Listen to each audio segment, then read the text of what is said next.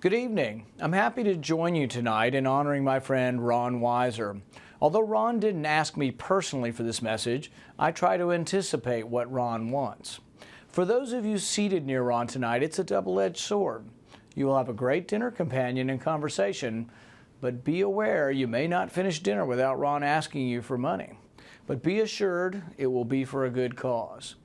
Seriously, I have rarely met someone who throws so much personal energy into what they do.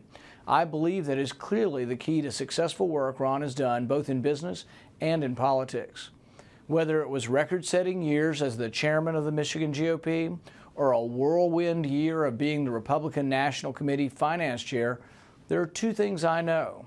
Ron will give it his all, and he will succeed. I was particularly proud to have worked with Ron on the recent fight to pass right to work in Michigan. It was a brilliant effort by all those who were involved, and I know Ron doesn't like the spotlight for it, but I truly believe it would not have happened without him. As the national spokesman and longtime supporter of right to work, I couldn't be happier.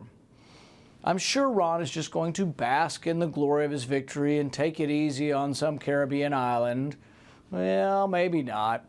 But I am sure I will hear all about his next battle in the very near future, and I know we will continue to be friends and work together for conservative principles. So I can congratulate Ron and hope you have a wonderful evening.